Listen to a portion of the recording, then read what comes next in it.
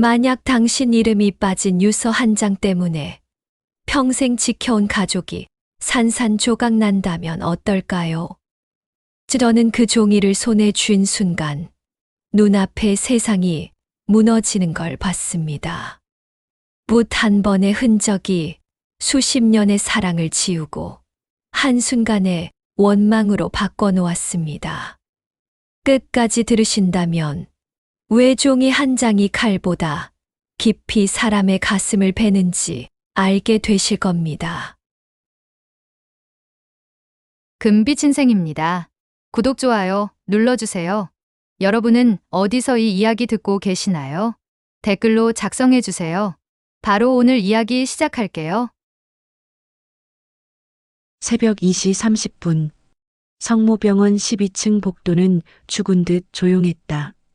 형광등 몇 개만이 깜빡이며 긴 그림자를 만들었고 벽에 붙은 안내문들이 바람에 살짝 흔들렸다. 이순자는 카트를 밀며 천천히 걸었다. 20년째 똑같은 시간, 똑같은 길. 오래된 바퀴가 삐걱거리는 소리만이 정막을 깨뜨렸다. 그녀의 얼굴은 피로에 절어 있었지만 눈빛만큼은 여전히 예리했다. 또 3층 냄새가 올라왔네. 코를 찡그리며 혼잣말을 했다. 소독약에 섞인 이상한 단내. 20년 경력이면 병원의 모든 냄새를 구분할 수 있다. 혈액의 비릿함, 소변의 암모니아 냄새, 각종 약품의 화학적 향기. 하지만 이 냄새는 처음이었다. 뭔가 달콤하면서도 날카로운 설명할 수 없는 냄새. 복도 끝에서 간호사가 급하게 나타났다. 새벽 근무로 지친 얼굴이었다. 언니, VIP실 쪽 조심히 해주세요. 가족들이 너무 예민해서. 매일 하는 일인데 뭘. 이순자는 성의 없이 대답했다. VIP실은 늘 까다로웠다. 돈 많은 사람들은 먼지 하나에도 트집을 잡았고 청소부를 마치 투명인간 취급했다. 간호사는 주변을 둘러본 후 목소리를 더 낮췄다. 그런데 어제 밤부터 뭔가 이상해요. 가족들이 밤새 돌아가면서 지키고 있거든요. 환자가 위독한가? 아니요, 상태는 안정적이에요. 그런데 간호사는 말을 멈췄다. 뭔가 더 말하고 싶어 하는 표정이었지만 곧 고개를 저으며 입을 다물었다. 그냥 조심하세요. 간호사가 급하게 사라지자 이순자는 카트를 VIP 구역으로 밀고 갔다. 복도가 유난히 길게 느껴졌고 발소리가 이상하게 크게 울렸다. VIP 12-1호실 앞. 두꺼운 문틈으로 기계음이 새어나왔다. 산소호흡기의 규칙적인 리듬이 밤의 정적을 채웠다. 옆에 놓인 의자에서 중년 여성이 졸고 있었다. 고급 옷차림으로 보아 환자의 가족인 듯했다. 이순자는 조용히 바닥 청소를 시작했다. 걸레를 적시는 소리, 바닥을 문지르는 소리가 작은 리듬을 만들었다. 그런데 뭔가 이상했다. 바닥에 일회용 슬리퍼 자국이 너무 많았다. 겹치고 겹쳐서 복잡한 패턴을 이루고 있었다. 보통 VIP실 가족들은 비싼 구두를 신고 다니는데 오늘은 병원 슬리퍼 자국만 여러 개 어지럽게 남아 있었다. 왜 모두 슬리퍼를 갈아 신었지? 폐기물 수거함을 확인하려고 몸을 숙이는 순간 바닥에서 뭔가 반짝이는 것이 보였다. 작은 봉투 하나가 수거함 밑에 끼어 있었다. 라텍스 장갑을 끼고 조심스럽게 집어드니 봉투 표면의 스티커가 눈에 띄었다. 멸균 완료 표시였는데 뭔가 어색했다. 20년 동안 같은 스티커를 수천 번 봤지만 이건 색깔이 미묘하게 달랐다. 원래라면 어둠 속에서도 은은하게 빛나야 할 야광 효과도 없었다. 가짜네. 봉투를 열어보니 앰플 파편들이 들어 있었다. 유리 조각들이 형광등 빛을 받아 분홍빛을 냈다. 병원에서 쓰는 수면제는 투명하거나 연한 파란색인데 이건 분명히 달랐다. 마치 희미한 혈흔 같은 색이었다. 라벨도 이상했다. 환자 이름이 정재훈으로 적혀 있었는데 이 방 환자는 김 회장이었다. 글씨체도 평소 병원에서 쓰는 것과 달랐다. 이게 뭐지? 그때 뒤에서 목소리가 들렸다. 뭐 하세요? 깜짝 놀라 돌아보니 젊은 의사가 서 있었다. 레지던트 가운을 입은 아직 어려 보이는 남자였다. 얼굴에는 피로와 걱정이 섞여 있었다. 아, 그냥 폐기물 정리하는 중이에요. 이순자는 봉투를 슬쩍 감추려 했지만 의사의 눈빛이 예리했다. 혹시 뭔가 이상한 거 발견하셨나요? 저도 어젯밤부터 뭔가 이상하다는 생각이 들어서. 이순자는 잠시 주저했다.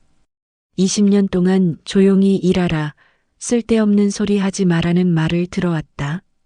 하지만 이 젊은 의사의 눈빛에는 진심이 보였다. 이 앰플 조각들, 색깔이 이상해요. 젊은 의사는 강민수였다. 3년차 레지던트로 아직 병원 정치에 완전히 물들지 않은 상태였다. 그의 손은 미세하게 떨리고 있었고 눈 밑에는 밤샘 근무의 흔적이 뚜렷했다. 저도 투여 기록을 보다가 이상한 점을 발견했어요. 민수는 주변을 살핀 후 목소리를 낮췄다.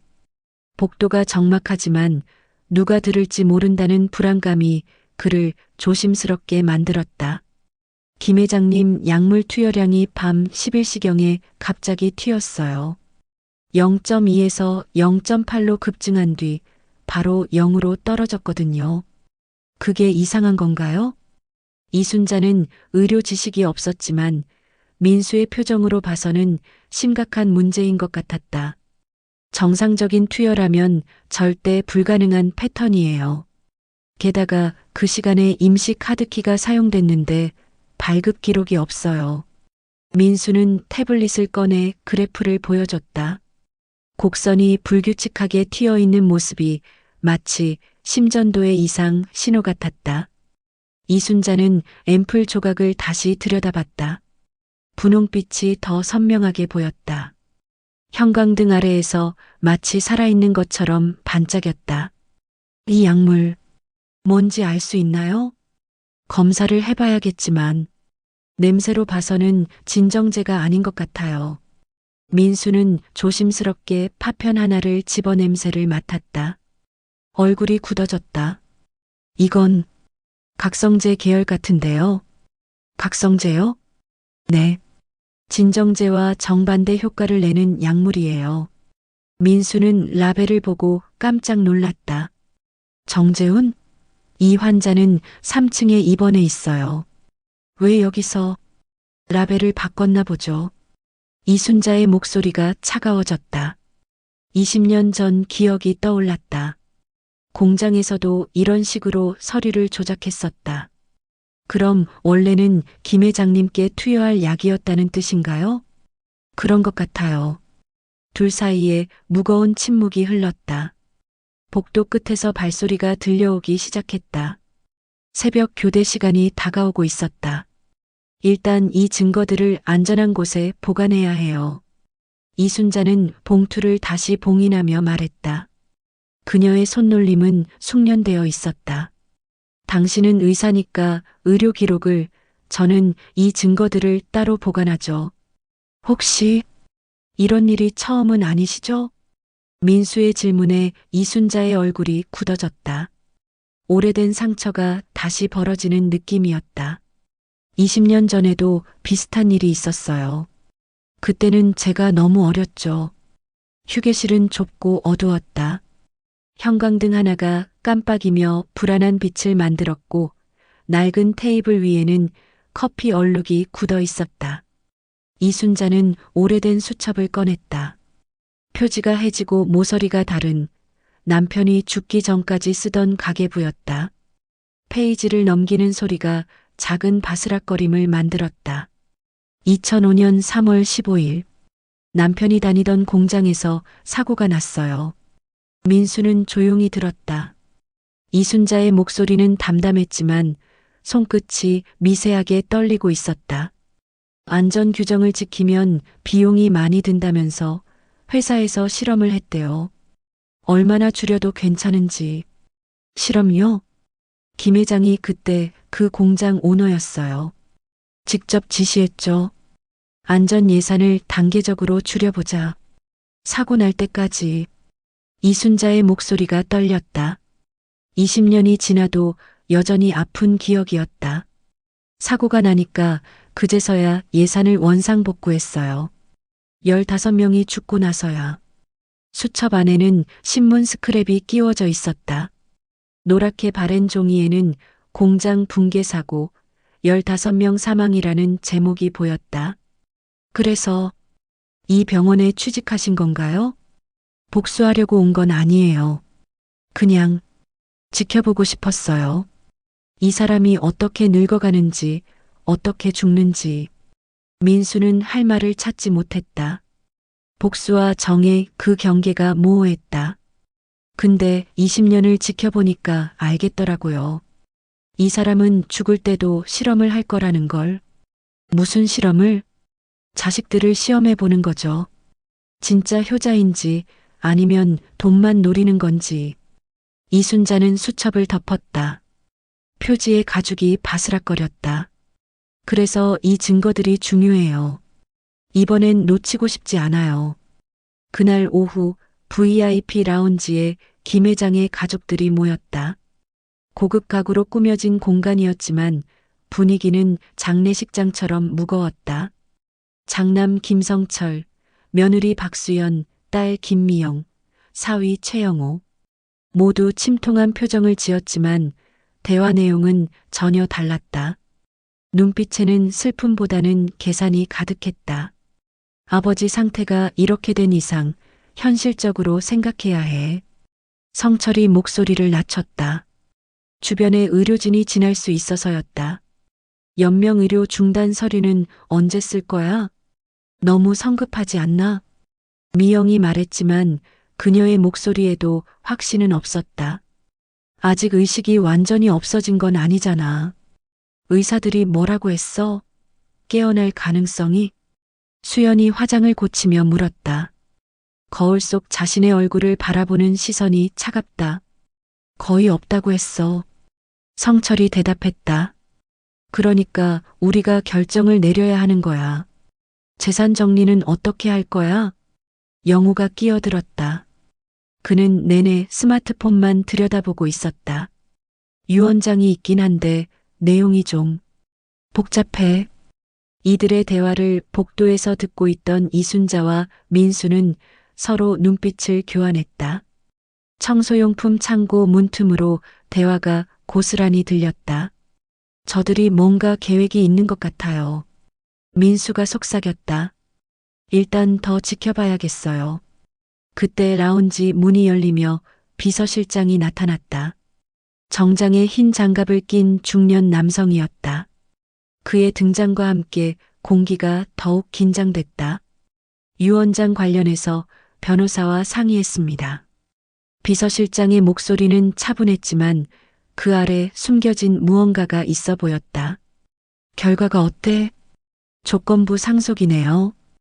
회장님이 깨어나셔서 직접 확인하시거나 아니면 가족들이 합당한 선택을 증명해야 한다고 되어 있습니다. 합당한 선택이 뭔데? 성철의 목소리가 날카로워졌다. 비서실장은 미묘한 미소를 지었다. 그 미소가 섬뜩했다. 그건 상황을 봐서 판단하시면 될 것 같습니다. 밤 11시 이순자는 카트 대신 작은 가방만 들고 복도를 순찰했다. 오늘은 관찰이 목적이었다. 발소리를 최대한 죽이며 그림자처럼 움직였다.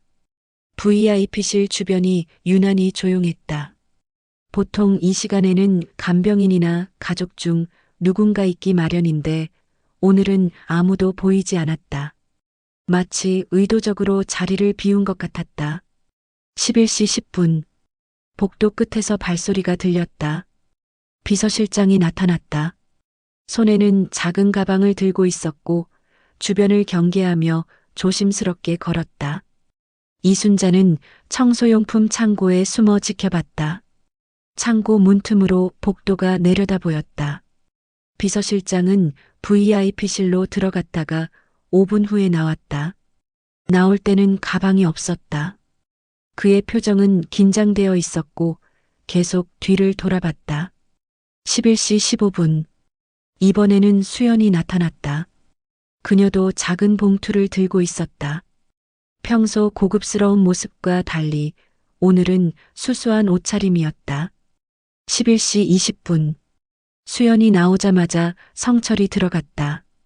그의 걸음은 빨랐고 주변을 살피는 시선이 날카로웠다. 뭔가 계획된 일이야. 이순자는 휴대폰으로 시간을 기록했다. 그리고 바닥에 얇은 왁스를 발랐다. 투명한 막이 형성되면서 반사된 빛이 복도를 은은하게 비췄다. 누가 지나가든 발자국이 남을 것이다. 새벽 1시까지 총 7명이 드나들었다. 가족들뿐만 아니라 모르는 사람들도 있었다. 다음 날 아침 이순자는 왁스 위에 남은 발자국들을 촬영했다. 운동화, 구두, 슬리퍼, 여러 사람이 밤새 드나든 흔적이 뚜렷했다. 각 발자국마다 시간을 표시해 두었다. 민수가 다가왔다. 그의 얼굴은 밤새 잠들지 못한 듯 수척했다. 어젯밤 투여 기록도 이상해요. 같은 패턴이 반복됐어요. 가족들이 뭔가 하고 있어요. 돌아가면서 들어갔다 나왔어요. 이순자는 휴대폰 사진들을 보여줬다. 병실 안에서 뭘 했을까요? 모르겠어요. 하지만 증거는 남겨뒀어요. 린넨실로 가는 길에 이상한 것을 발견했다. 수거함 뒤편에 작은 USB 하나가 떨어져 있었다. 먼지투성이었지만 겉면에 회의록이라고 쓰여 있었다. 이거 재생해 볼 수 있나요? 휴게실에 오래된 노트북이 있어요. 휴게실의 낡은 노트북에 USB를 연결했다. 화면이 켜지는데 시간이 걸렸고 윈도우 부팅음이 낡은 스피커를 통해 울렸다. 파일이 하나 들어 있었다.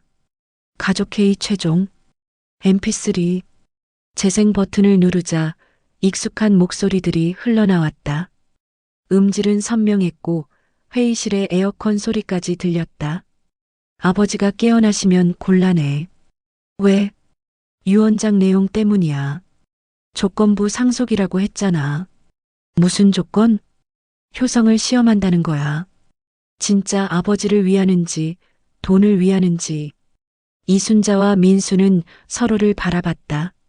녹음 품질이 너무 좋았다.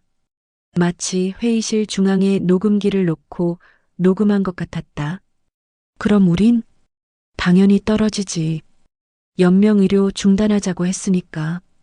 그럼 어떻게 해? 아버지가 못 깨어나시게 하는 수밖에. 그게 무슨... 비서실장이 방법을 알아볼 거야. 의료진 중에 협조할 사람도. 음성이 끝나자 정적이 흘렀다. 민수의 얼굴이 창백해졌다. 이건 살인 계획 아닌가요? 그런데 누가 이 파일을 만든 거죠? 파일 정보를 확인해 보니 생성 시간이 일주일 전이었다. 그리고 파일명에 숨겨진 메모가 있었다. From KCH. KCH. 김 회장님 이니셜 아닌가요? 회장님이 직접 녹음하신 것 같아요. 왜? 이순자의 눈빛이 차가워졌다. 자식들을 시험해 보려고. 진짜로 자기를 죽이려 하는지. 민수의 얼굴이 더욱 창백해졌다. 그럼 회장님은 지금 의식이 있을 가능성이 높아요. 모든 걸 듣고 계시는 거죠. 휴게실의 공기가 무거워졌다. 형광등이 깜빡이는 소리만이 정적을 깨뜨렸다. 다음 날 이순자는 과감한 결정을 내렸다. 직접 VIP실로 들어가 보는 것이었다. 위험하지만 확인해야 할 것이 있었다. 너무 위험해요. 민수가 말렸다. 그의 목소리에는 진심 어린 걱정이 묻어 있었다. 20년을 기다렸어요. 이제는 직접 확인해야겠어요. 오후 2시 가족들이 모두 외출한 틈에 이순자는 VIP실로 들어갔다. 문을 열 때 카드키 소리가 B- 하고 울렸다. 김 회장은 산소 마스크를 쓰고 누워 있었다. 눈을 감고 있었지만 뭔가 긴장한 기색이 보였다. 호흡이 너무 규칙적이었다. 회장님, 작게 불러봤다. 반응이 없었다. 하지만 심전도 모니터의 수치가 미세하게 변했다. 제가 누군지 아세요?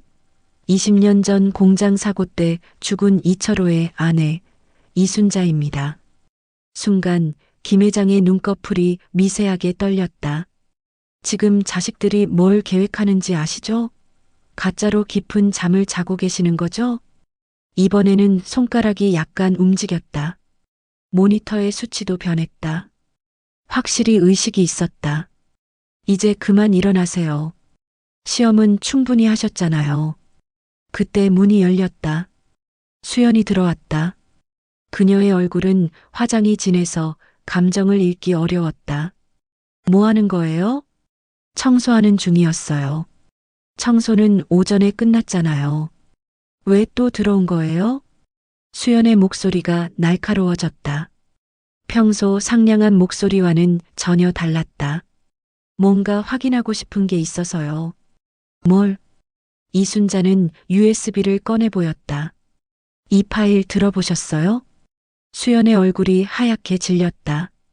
화장으로도 감출 수 없을 만큼 창백해졌다. 그걸 어디서 구했어요? 수연의 목소리가 떨렸다. 평상시 차분한 모습은 온데간데 없었다. 중요한 건 어디서 구했느냐가 아니라 내용이 진짜냐는 거죠. 무슨 내용인지 모르겠는데요. 수연은 침착함을 되찾으려 애썼지만 손끝이 계속 떨리고 있었다. 그럼 들어보시겠어요? 이순자는 휴대폰을 꺼내 파일을 재생했다. 수연 자신의 목소리가 흘러나왔다. 아버지가 못 깨어나시게 하는 수밖에. 수연은 휴대폰을 빼앗으려 했지만 이순자가 재빨리 피했다. 이건 불법 녹취예요. 녹취한 사람이 따로 있어요. 침대 위에서 김 회장이 천천히 일어났다. 산소 마스크를 벗고 처음으로 입을 열었다. 목소리는 20년 전과 똑같이 차가웠다. 수연아. 수연이 얼어붙었다. 몸이 석상처럼 굳어졌다. 아버님, 언제부터, 처음부터 들었다. 너희들이 뭘 계획하는지. 김 회장의 목소리는 분노보다는 실망에 가까웠다. 이게 바로 시험이었다. 너희가 진짜 나를 사랑하는지 아니면 돈만 원하는지. 아버님, 저희는, 결과는 명확하다. 너희는 떨어졌다. VIP 라운지에 가족들이 다시 모였다. 이번에는 김 회장도 휠체어를 타고 참석했다. 방 안의 분위기는 장례식보다도 무거웠다. 유언장을 다시 쓰겠다. 김 회장의 선언에 모두가 긴장했다. 누구도 움직이지 않았다. 재산의 70%는 산업안전공단에 기부한다. 20%는 병원 직원 복지에, 나머지 10%는 그는 이순자를 바라봤다. 공장 사고 유족들을 위한 장학재단을 만드는 데 쓰겠다. 장남 성철이 벌떡 일어났다. 아버지, 그럴 순 없어요. 왜 없어? 김 회장의 눈빛이 차가웠다. 저희가 뭘 잘못했다고요? 김 회장은 USB를 테이블에 올려놨다. 이 파일을 다 들어봐라. 너희가 뭘 계획했는지. 가족들의 얼굴이 하얗게 질렸다. 하지만 김 회장은 아직 끝나지 않았다. 하지만 저는 마지막으로 한 가지만 더 시험해보고 싶다. 뭐요? 진정한 참회가 가능한지. 조건을 제시하겠다. 김 회장이 휠체어에서 천천히 일어났다. 오랜 침상 생활에도 불구하고 그의 기세는 여전했다. 먼저 너희가 계획한 모든 일을 공개적으로 사과해라. 언론에, 병원에, 모든 사람에게. 아버지. 성철이 말을 꺼내려 했지만 김 회장이 손으로 막았다. 둘째, 의료진 매수를 위해 사용한 돈을 모두 반환해라. 비서실장의 얼굴이 굳었다. 그의 관여가 드러나는 순간이었다. 셋째, 이순자 씨에게 개인적으로 사과해라. 20년 전 일과 이번 일 모두에 대해. 성철이 고개를 저었다. 그런 조건은 받을 수 없어요. 그럼 재산은 모두 기부한다. 아버지가 그럴 권리가 있나요? 김 회장은 차가운 미소를 지었다. 20년 전에도 똑같은 말을 들었다. 당신이 그럴 권리가 있나요? 그때는 목숨에 대해서였지만 이순자가 입을 열었다. 회장님, 말씀하세요. 저는 복수를 원하지 않아요. 다만, 다시는 이런 일이 없기를 원해요. 당신 가족뿐만 아니라 다른 가족들에게도. 김 회장은 오랫동안 이순자를 바라봤다. 그의 눈에는 20년 전에는 없던 무언가가 있었다. 알겠습니다. 그렇게 하겠습니다. 며칠 후 사건이 언론에 공개됐다. VIP 환자 독살 음모, 재벌가 상속 다툼, 20년 만에 복수 등의 제목이 신문을 장식했다. 이순자는 기자회견에 참석했다. 카메라 플래시가 쏟아지는 가운데 그녀는 담담하게 앉아 있었다. 20년 전 사건과 이번 사건, 어떤 관련이 있나요? 사람은 변하지 않아요. 돈 앞에서는 특히 복수였나요? 복수가 아니라 예방이었어요. 또 다른 피해자가 생기지 않게. 김 회장에 대해서는 어떻게 생각하세요? 시험을 좋아하는 분이에요. 하지만 이번에는 본인도 시험을 받으셨죠.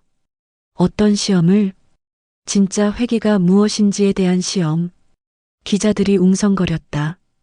이순자의 말은 단순했지만 깊은 의미가 있었다. 사건 이후 병원에는 많은 변화가 있었다. 윤리위원회가 강화되고 의료진의 외부 압력 신고 시스템이 도입됐다. 복도마다 투명한 신고함이 설치됐다. 민수는 정식으로 윤리위원회에 참여하게 됐다. 이순자 선생님 덕분에 많은 걸 배웠어요. 배운 게 뭔데요? 둘은 병원 옥상에서 대화하고 있었다. 도시의 야경이 발밑으로 펼쳐져 있었다. 의료진의 진짜 적은 질병이 아니라 부정이라는 것. 이순자는 미소를 지었다. 당신은 좋은 의사가 될 거예요. 계속 청소 일을 하실 건가요? 아니요. 이제 그만둘 거예요. 왜요? 할 일이 끝났거든요. 민수는 아쉬워했다. 이순자에게서 배울 것이 아직 많았다. 이순자는 김 회장이 설립한 장학재단의 첫 번째 직원이 됐다. 산업재해 유족 자녀들을 위한 장학금을 관리하는 일이었다. 재단 사무실은 작았지만 깔끔했다. 벽에는 장학생들의 사진이 걸려 있었다. 후회하지 않으세요? 민수가 사무실을 방문해서 물었다. 뭐요? 복수하지 않은 것. 이순자는 창밖을 바라봤다. 공사장에서 일하는 노동자들이 보였다. 복수는 했어요. 다만 방법이 달랐을 뿐이죠. 어떻게요? 김 회장이 평생 죄책감을 안고 살게 만들었어요. 그게 진짜 복수죠. 김 회장은 실제로 남은 재산의 대부분을 사회에 기부했다. 가족들과는 연을 끊었다. 1년 후 김 회장이 암 진단을 받았다. 이번에는 정말로 시한부 선고였다. 의사들도 6개월을 넘기기 어렵다고 했다. 그는 이순자를 불러 마지막 대화를 나눴다. 병실은 이전의 VIP실이 아닌 일반 병실이었다. 후회하나요? 이순자가 물었다. 20년 전 일을요? 매일 후회해요. 김 회장의 목소리는 약해져 있었다. 이번 일은요? 이번 일은 필요했어요. 제 자신을 위해서도 아이들을 위해서도. 자식들과 화해할 생각은 없으세요?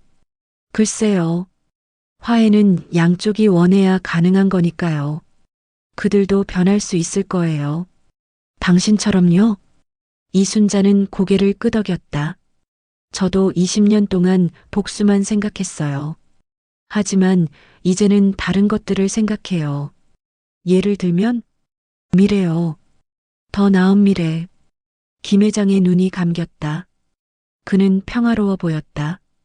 김 회장의 장례식은 조용히 치러졌다. 가족들은 참석하지 않았다. 대신 병원 직원들과 장학재단 관계자들이 참석했다. 이순자는 관에 꽃을 올리며 중얼거렸다. 이제야 진짜 잠드시는군요. 민수가 옆에 서 있었다. 복잡한 사람이었어요. 나쁜 사람이었지만 마지막엔 옳은 선택을 했어요.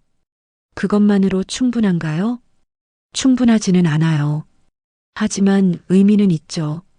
장례식장을 나서면서 이순자는 뒤돌아봤다. 관 위에 놓인 꽃들이 마지막 작별 인사 같았다. 2년 후 첫 번째 장학생들이 배출됐다. 산업재해로 부모를 잃은 아이들이 대학에 진학했다. 이순자는 장학증서 수여식에서 연설했다. 청중석에는 눈물을 흘리는 부모들이 있었다. 여러분의 부모님들은 안전하지 못한 일터에서 생명을 잃으셨습니다. 그 일이 다시는 일어나지 않도록 여러분이 세상을 바꿔주세요. 한 학생이 손을 들었다. 어떻게 바꿔야 하나요? 기록하세요. 잊지 마세요. 그리고 말하세요. 진실을 말하는 용기를 가지세요. 박수가 쏟아졌다. 이순자의 눈에도 눈물이 맺혔다. 민수는 이제 전문의가 되어 윤리위원회 위원장을 맡고 있었다. 그는 정기적으로 이순자를 찾아와 상담을 받았다. 요즘 힘든 케이스가 있어요. 그들은 병원 근처 카페에서 만났다. 무슨 일인가요? 환자 가족이 치료비 때문에 부정한 방법을 쓰려고 해요. 어떻게 해야 할까요? 증거가 있나요? 충분히 있어요. 그럼 신고하세요. 하지만 그 가족도 피해자잖아요. 치료비가 너무 비싸니까. 이순자는 잠시 생각했다. 동정과 정의는 다른 거예요. 잘못된 방법으로 도움을 주는 것은 진짜 도움이 아니에요. 그럼 어떻게 도와야 하나요? 올바른 방법을 찾아주세요. 의료비 지원 제도든 다른 방법이든. 민수는 고개를 끄덕였다. 당신에게 배운 가장 중요한 것이 뭔지 아세요? 뭔가요? 진실을 말하는 것이 가장 큰 친절이라는 것. 병원에는 새로운 청소부가 왔다. 젊은 여성이었는데 아직 일에 익숙하지 않았다. 그녀의 이름은 김지영이었다. 이순자는 가끔 병원을 방문해서 그녀를 도왔다. 언니, 이 일이 그냥 청소하는 일이 아니라면서요? 지영이 물었다. 그녀의 눈에는 호기심이 가득했다. 맞아요. 무슨 뜻이에요? 우리는 청소하는 게 아니라 지키는 거예요. 뭐요? 환자들을, 진실을, 정의를. 젊은 청소부는 이해하지 못하는 표정이었다. 언젠가 알게 될 거예요. 바닥이 뭘 말하는지. 이순자는 미소를 지으며 말했다. 3년 후 김성철이 이순자를 찾아왔다. 많이 야위어 있었고 옷차림도 수수해졌다. 할 말이 있어요. 재단 사무실에서 만났다. 들어볼게요. 사과하고 싶어요. 늦었지만. 무엇에 대해서요?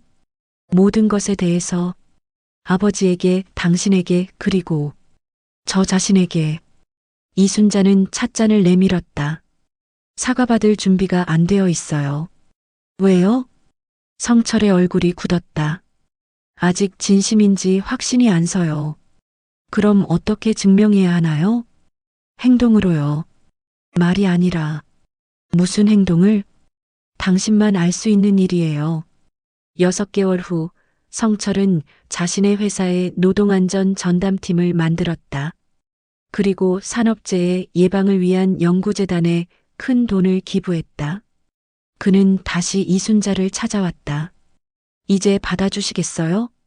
왜 그렇게 했나요? 아버지가 왜 그런 시험을 했는지 알겠더라고요. 무슨 뜻이에요? 돈 앞에서 사람이 얼마나 변하는지. 저도 그런 사람이었어요. 이순자는 오랫동안 그를 바라봤다. 사과받겠어요. 하지만 용서는 시간이 필요해요. 얼마나요? 평생이요. 성철은 고개를 끄덕였다. 그는 각오가 되어 있었다. 이순자는 대학에서 특강을 하게 됐다. 산업안전학과 학생들을 위한 강의였다. 안전은 규정으로만 지켜지는 게 아니에요. 강의실은 꽉 찼다. 학생들의 눈빛이 진지했다. 그럼 뭘로요? 사람의 마음으로요. 다른 사람의 생명을 내 생명처럼 여기는 마음. 한 학생이 질문했다. 현실적으로 불가능하지 않나요? 회사는 이익을 추구해야 하는데 이익과 안전이 대립한다고 생각하시나요? 그렇지 않나요? 단기적으로는 그럴 수 있어요. 하지만 장기적으로는 안전이 더 큰 이익을 가져다 줘요. 어떻게요? 사고가 나면 회사가 망해요. 20년 전 남편이 다니던 회사처럼. 학생들이 숙연해졌다. 여러분이 미래의 안전 담당자가 될 거예요. 기억하세요. 한 사람의 결정이 수십 명의 생명을 좌우할 수 있다는 것을. 이순자는 자신의 경험을 책으로 썼다. 제목은 바닥에서 본 진실이었다. 출간 기념회에서 기자가 질문했다. 이 책을 왜 쓰게 되셨나요? 기록하기 위해서요. 무엇을? 잊혀져서는 안 될 것들을. 죽음을, 진실을, 그리고 변화의 가능성을. 앞으로 계획은 더 많은 기록을 남기는 거예요. 다른 사람들도 기록하도록 돕는 것. 어떻게요? 산업재해 유족들의 증언을 모으고 있어요. 그들의 목소리가 묻히지 않도록. 민수는 이제 병원을 떠나 시민단체에서 일하고 있었다. 의료윤리와 환자 권익을 위한 일이었다. 함께 일하고 싶어요. 그가 이순자에게 제안했다. 무슨 일을? 의료 분야의 부정을 감시하는 일. 당신의 경험이 필요해요. 저는 의료 전문가가 아니에요. 전문가보다 중요한 게 있어요. 진실을 보는 눈. 이순자는 고민했다. 나이가 많아요. 경험이 많다는 뜻이죠. 실수할 수도 있어요. 완벽한 사람은 없어요. 중요한 건 포기하지 않는 것. 결국 이순자는 제안을 받아들였다. 1년 후 또 다른 병원에서 의문스러운 사건이 발생했다. 환자가 갑자기 악화되어 죽었는데 가족들이 의료진을 의심하고 있었다. 이순자와 민수는 함께 조사에 나섰다. 예전과 비슷한 패턴이에요. 민수가 말했다. 하지만 규모가 더 커요. 이순자가 대답했다. 어떻게 접근할까요? 예전처럼 바닥부터 봐야죠. 이순자는 다시 청소부로 위장하고 병원에 들어갔다. 민수는 의료진으로 접근했다. 며칠간의 관찰 결과 더 큰 조직이 연루되어 있음을 알게 됐다. 이번엔 경찰의 도움이 필요할 것 같아요. 증거가 충분한가요? 충분해요. 하지만 상대가 만만치 않아요. 조사 결과 여러 병원이 연루된 대규모 의료보험 사기임이 밝혀졌다. 환자를 의도적으로 악화시켜 보험금을 늘리는 수법이었다. 이런 일이 전국적으로 일어나고 있어요. 민수가 보고했다. 누가 주도하는 거죠? 의료 컨설팅 회사예요. 병원 경영 효율화라는 명목으로. 이순자는 20년 전 기억이 떠올랐다. 효율화. 그때도 똑같은 말을 했어요. 어떻게 대응할까요? 언론에 공개해야 해요. 그리고 피해자 가족들을 조직해야 하고. 이순자는 피해자 가족들을 모으기 시작했다. 처음에는 몇 명에 불과했지만 점점 늘어났다. 우리만의 문제가 아니에요. 이순자가 첫 모임에서 말했다. 그럼 어떻게 해야 하나요? 한 가족이 물었다. 함께 싸워야 해요. 혼자서는 할 수 없는 일이에요. 상대가 너무 강해요. 강한 것은 조직이에요. 진실이 아니고. 우리도 조직하면 돼요. 몇 달 후 의료피해 가족연대가 결성됐다. 이순자가 대표를 맡았다. 드디어 재판이 시작됐다. 이순자는 증인으로 출석했다. 법정은 기자들과 방청객들로 가득했다. 증인은 20년 전에도 비슷한 사건을 경험했다고 하는데 구체적으로 설명해 주세요. 제 남편이 일하던 공장에서 안전 규정을 의도적으로 무시했습니다. 비용 절감이라는 명목으로. 그것과 이번 사건이 어떤 관련이 있나요? 같은 논리예요. 사람의 생명보다 돈이 우선이라는. 구체적인 증거가 있나요? 이순자는 녹음 파일과 문서들을 제출했다. 이 모든 증거를 어떻게 수집했나요? 바닥을 보면서요. 사람들이 놓치는 작은 것들을 기록했습니다. 재판은 원고 승소로 끝났다. 의료 컨설팅 회사는 해체됐고 관련자들은 처벌받았다. 하지만 이순자는 기뻐하지 않았다. 왜 슬퍼 보이세요? 민수가 물었다. 이미 죽은 사람들은 돌아오지 않아요. 그래도 미래의 피해는 막았잖아요. 그게 다행이긴 하지만 이순자는 창밖을 바라봤다. 제 남편도 돌아오지 않고 이번에 죽은 환자들도 돌아오지 않아요. 그럼 우리가 하는 일이 의미 없는 건가요? 아니요. 의미는 있어요. 다만 늦었을 뿐이죠. 이순자는 고등학교에서 진로 특강을 했다.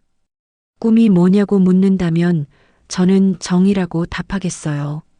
정의가 꿈이 될 수 있나요? 한 학생이 물었다. 왜 안 돼요? 너무 추상적이잖아요. 전혀 추상적이지 않아요. 아주 구체적이에요. 어떻게요? 부정을 보면 신고하는 것, 거짓을 보면 진실을 말하는 것, 약한 사람을 보면 도와주는 것. 그런 건 누구나 할 수 있는 일 아닌가요? 맞아요. 누구나 할 수 있어요. 하지만 모두가 하지는 않죠. 학생들의 눈빛이 진지해졌다. 그 차이가 바로 정의예요. 젊은 청소부 김지영이 이순자를 급하게 찾아왔다. 그녀의 얼굴에는 당황스러움이 가득했다. 언니, 이상한 걸 발견했어요. 뭘? 12층 VIP실 근처에서요. 또 이상한 봉투가. 이순자의 얼굴이 굳어졌다. 같은 일이 반복되고 있었다. 자세히 말해봐요. 앰플 조각이랑 라벨이 또 바뀌어 있었어요. 그런데 이번엔 환자가 다른 사람이에요. 이순자는 즉시 민수에게 연락했다. 또 시작됐나 봐요. 이번엔 누구죠? 다른 재벌가예요. 김 회장 사건 이후로 더 교묘해진 것 같아요. 이번 사건은 더 복잡했다. 단순한 가족 내 다툼이 아니라 조직적인 범죄였다. 이번엔 혼자 할 수 없어요. 이순자가 말했다. 의료피해 가족연대에 도움을 요청하죠. 민수가 제안했다. 그리고 지영이도 훈련시켜야 해요. 다음 세대가 이어받을 수 있도록. 지영은 처음에는 두려워했지만 점차 용기를 냈다. 언니처럼 할 수 있을까요? 할 수 있어요. 바닥은 거짓말을 하지 않거든요. 그 말의 의미를 이제 알 것 같아요. 이순자는 지영에게 모든 것을 가르쳤다. 증거 수집 방법, 기록 보관법, 그리고 무엇보다 중요한 것들. 가장 중요한 건 안전이에요. 무슨 안전요? 자신의 안전. 위험하다 싶으면 즉시 물러나는 거예요. 하지만 증거보다 목숨이 소중해요. 살아야 싸울 수 있어요. 지영은 고개를 끄덕였다. 그리고 절대 혼자 하지 마세요. 항상 동료와 함께. 이번 사건의 배후에는 더 큰 조직이 있었다. 의료계뿐만 아니라 법조계, 언론계까지 연결된 거대한 네트워크였다. 이런 상대와 어떻게 싸워요? 지영이 걱정했다. 같은 방법으로요. 기록하고 증거를 모으고 연대하는 거예요. 하지만 규모가 너무 커요. 큰 나무도 작은 도끼로 베어낼 수 있어요. 시간이 걸릴 뿐이죠. 이순자의 눈빛은 여전히 단단했다. 이번에는 언론이 적으로 돌아섰다. 가짜 뉴스와 비방 기사가 쏟아졌다. 이순자, 거짓 고발로 무고한 의료진 피해, 병원 테러리스트의 정체, 20년 전 복수국, 진실은 언론까지 매수당했나 봐요. 민수가 한숨을 쉬었다. 예상했던 일이에요. 이순자는 차분했다. 어떻게 대응할까요? 우리도 직접 소통하면 돼요. SNS, 유튜브, 팟캐스트. 지영이 나섰다. 제가 도와드릴게요. 젊은 사람들에게는 제가 더 잘 닿을 수 있어요. 지영은 SNS에 이순자의 이야기를 올리기 시작했다. 진실한 목소리는 빠르게 퍼져나갔다. 젊은 세대들이 반응했다. 공유하고 댓글을 달고 응원했다. 이게 진짜 언론이에요. 지영이 말했다. 사람들이 직접 만드는 뉴스, 가짜 뉴스보다 진실한 목소리가 더 큰 힘을 가지고 있었다. 이순자는 점차 일선에서 물러나기 시작했다. 지영과 민수, 그리고 새로 합류한 젊은 활동가들이 이를 이어받았다. 저는 이제 조언자 역할만 할게요. 너무 이르지 않나요? 민수가 말했다. 때가 됐어요. 새로운 세대가 새로운 방식으로 싸워야 해요. 하지만 경험은 전수했어요. 이제는 그들만의 길을 찾아야죠. 새로운 사건도 결국 해결됐다. 이번에는 더 빨랐고 더 효과적이었다. 어떻게 이렇게 빨리 해결했어요? 기자가 물었다. 처음이 아니거든요. 지영이 대답했다. 그리고 혼자가 아니었어요. 민수가 덧붙였다. 경험과 젊음, 그리고 연대의 힘이죠. 이순자는 뒤에서 조용히 미소 지었다.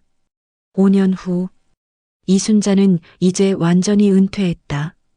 작은 아파트에서 평범한 노년을 보내고 있었다. 하지만 가끔 지영이나 민수가 찾아와 조언을 구했다.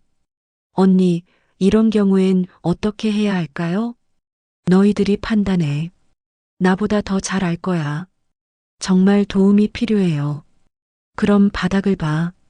답은 항상 그곳에 있어. 지영은 고개를 끄덕이고 돌아갔다.